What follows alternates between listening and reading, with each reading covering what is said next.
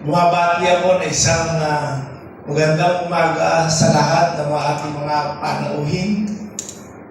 Unang-una, of course, sa ating bisita, si Mrs. Maria Teresa Alba from PhilHealth.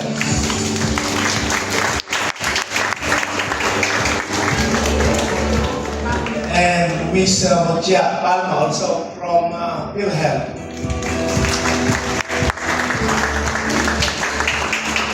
We are so lucky that they are here.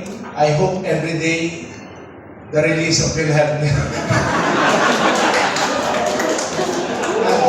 We were assured that definitely daily release for our PhilHealth. And of course, one of our visitor, board member, Mr. Martin D. Guzman from Pangasinan.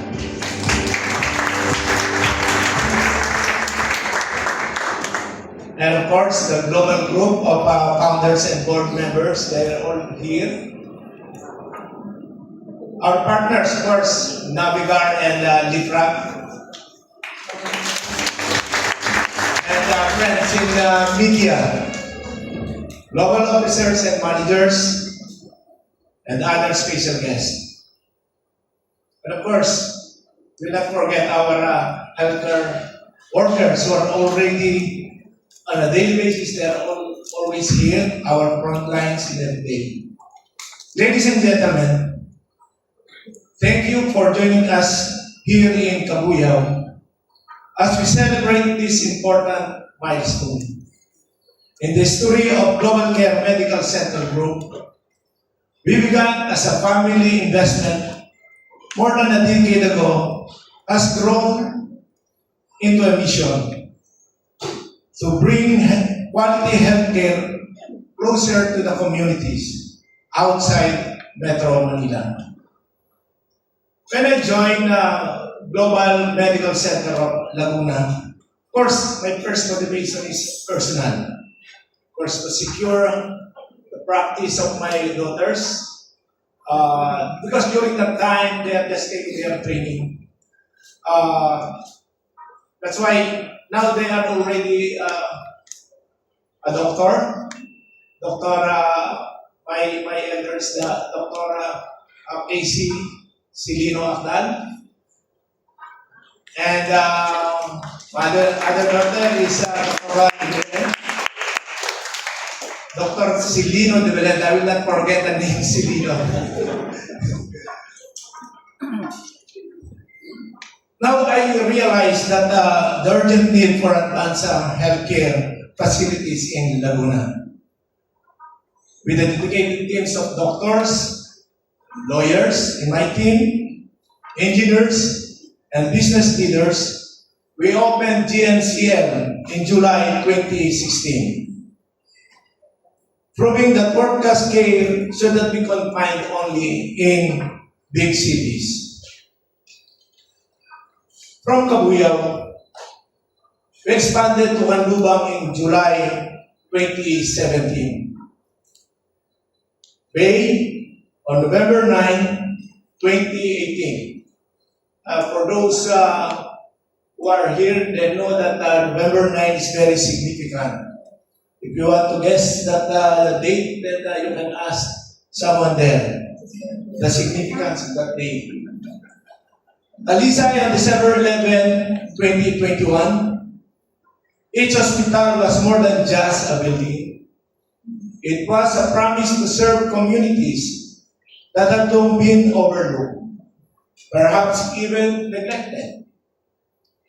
In terms of access to medical care, Canlubang was a rapidly developing area with booming industrial parks. But many people do not realize that much of Canlubang remains rural with a large population in need of medical services. Bay, once a quiet, sleepy town, has grown around our facility, showing how healthcare can spark development. In its early years, it felt as if Global Bay was built in the middle of nowhere. But over time, The area began to develop, and the hospital became a pillar of that growth. Watching base development has been deeply rewarding, and it has been vindicated my choice of location. Like Global Bay, Global Talisay stands in quiet rural setting. Although it might not yet enjoy the same stability as its sister hospitals, it is steadily finding its footing. Each milestone it achieves, no matter how small, is a reminder that growth makes time, patience, and perseverance. In November 2022, we inaugurated Global Care Cancer Institute, the first standalone cancer facility in the Philippines, not just in Southern Luzon.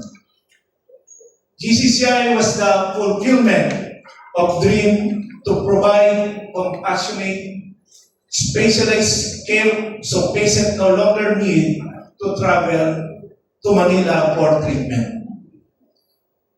Our vision of an integrated, relatively self-sufficient network also led to Onitech Healthcare and Medical Supplies, and MedPure Pharmaceutical Company, both of which ensure that our hospitals have reliable equipments and medicines.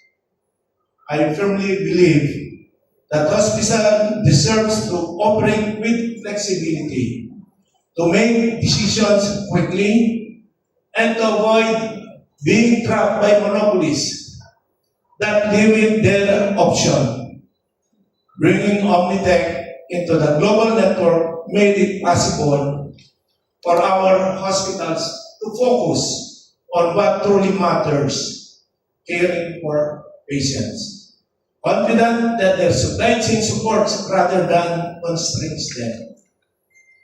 MedPure Pharmaceutical Company supplies drugs and medicines to the hospital, inpatients department, and caters to outpatients as well.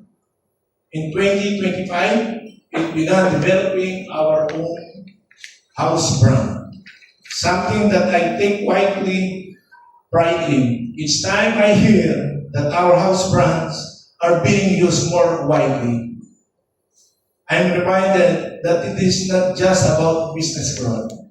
It's about seeing our vision take root in everyday lives. That's why, especially during after the COVID,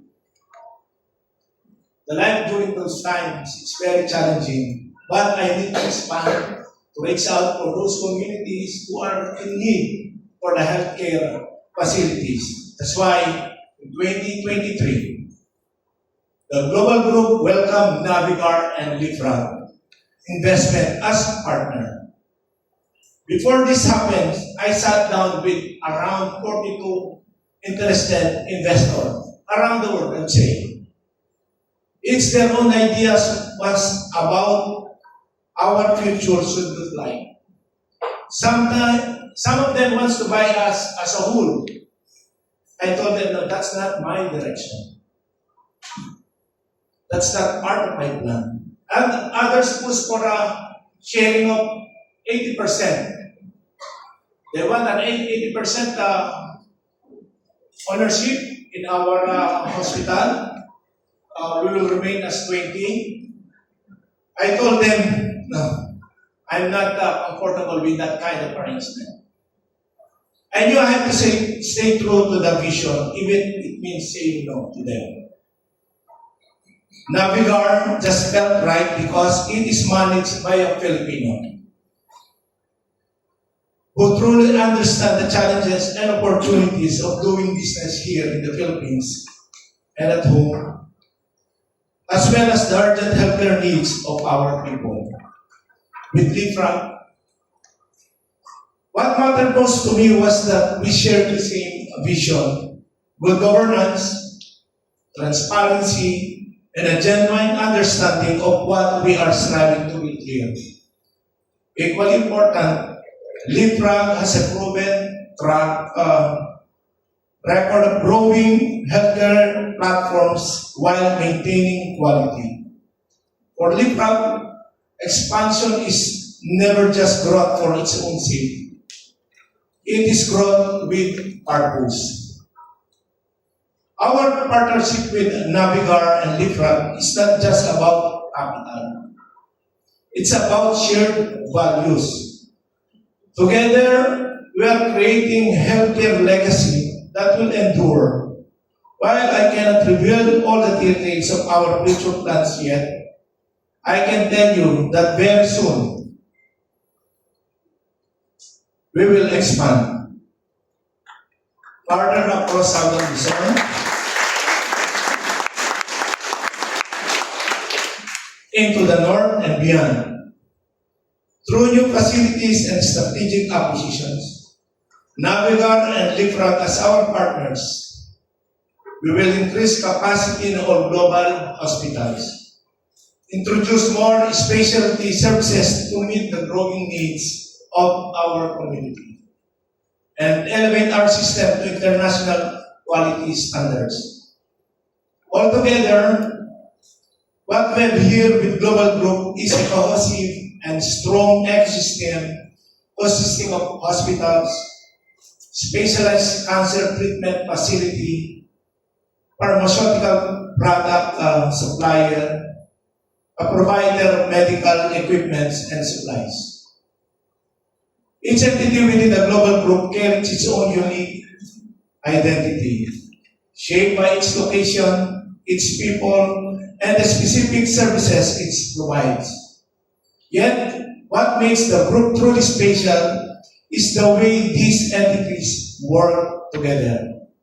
We are just a family working together. They support one another, share strengths, and create an interdependent whole that is far greater than any single part. The Global Group is not just a collection of hospitals and companies. It is a living network. Its synergy lies in the fact that when all the pieces come together, the result is something more powerful, more meaningful, and more enduring than what any entity could achieve solely by itself. In closing, I would like to say that this journey has never been mine alone. It has been guided and shaped by the dedication and trust of my co-founders, partners, shareholders, employees, and of course, for me, personally, my family. In particular, I would like to express my heartfelt gratitude to my wife, Merdy.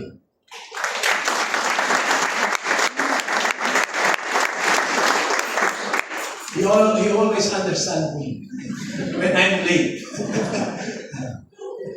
Her devotion, love, care, patience, understanding through the long hours I work have been the foundation of whatever success I have achieved. I would also like to take a moment to recognize the presidents of institution in the Global Care Medical Group. Their leadership has been instrumental in bringing us to where we are today. And each of them has carried the responsibility of guiding the hospitals and allied companies through challenges and opportunities. I would like to call the president of GNCL. Here, Kuya is Dr. Angel Campos.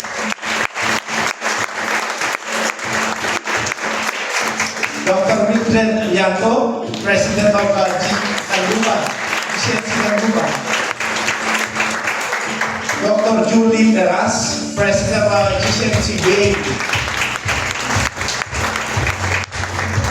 Dr. Sharon de la Cruz, president of GSNC Alisay.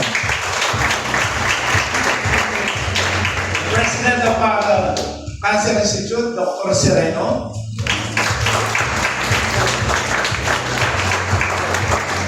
President of Omnitech, Dr. Almoro.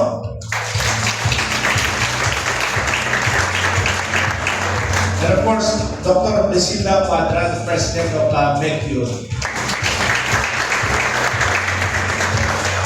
Let me also extend my profound thanks to our partners, Navigar, represented here today by Mr. Juan Carlos Camara.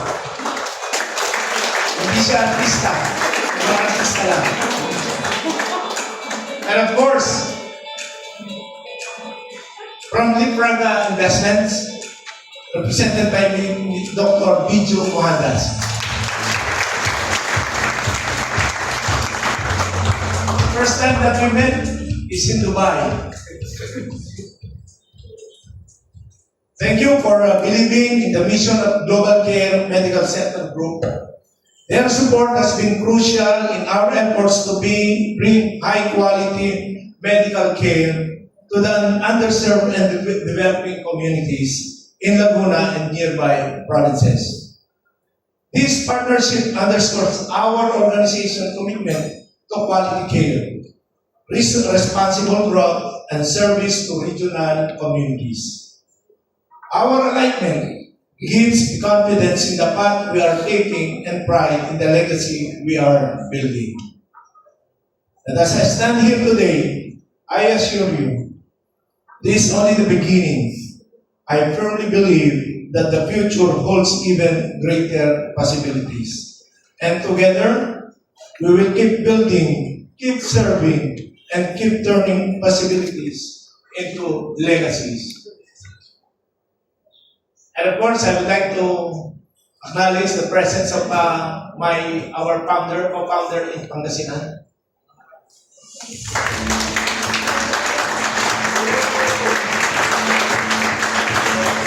Again, magandang umaga sa inyong lahat.